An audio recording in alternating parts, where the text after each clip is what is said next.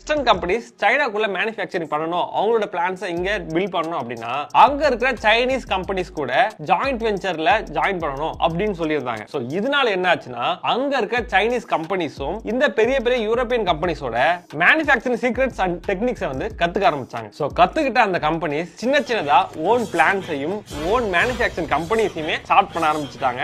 இதனால என்ன ஆச்சுன்னா பல டூப்ளிகேட்ஸ்மே சைனால உருவாக ஆரம்பிச்சது. முக்கியமான விஷயம் என்னன்னா சீப்பாவும் கிடைக்க ஆரம்பிச்சது. சைனால இந்த மாதிரி குட்டி குட்டி சைனீஸ் மேனுஃபேக்சரிங் கம்பெனிஸ் அண்ட் பிளான்ஸ்லாம் வந்ததுக்கு அப்புறமா எலக்ட்ரானிக்ஸ் ஈகோசிஸ்டம் கிரியேட் பண்ணுச்சு. அதாவது பாத்தீங்கன்னா நான் இப்போ ஒரு மொபைல் மேனுஃபேக்சர் பண்ணணும் அப்படின்னா எனக்கு தேவையானது முதல் மதர் போர்ட், ப்ராசஸர் அதாவது எஸ்ஓசி, அதுக்கப்புறம் அதோட ஃப்ரேம், அதுக்கப்புறம் அந்த டிஸ்ப்ளே அண்ட் இதர பொருட்கள். இதுல இருக்க எல்லா விஷயமே சைனாலே மேனுஃபேக்சர் ஆகுது. சோ இதனால நான் என்ன பண்ணலன்னா அங்க இருக்க ஒரு OEM கம்பெனியை பிடிச்சிட்டு எனக்கு இந்த டிசைன்ல பண்ணி கொடுங்க அப்படின்னு சொன்னா மட்டும் போதும், நாம கொடுக்குற டிசைன்ல அந்த சைனீஸ் மேனுஃபேக்சரர் மேனுஃபேக்சர் பண்ணி கொடுத்துருவாங்க. நாம எதுவுமே பண்ண தேவையில்ல, ஜஸ்ட் மார்க்கெட்டிங்கையும் நம்மளோட ப்ராடக்ட்டோட டிசைனையும் மட்டும் பண்ணா போதும். சோ இந்த மாதிரி ஒரு விஷயம் சைனால காலப்போக்கில் உருவாக ஆரம்பிச்சது. அண்ட் இந்த விஷயங்கள் தான் சைனாவை நம்பர் 1 எலக்ட்ரானிக் சப்ளையரா இன்ன வரைக்கும் வச்சிருக்கு.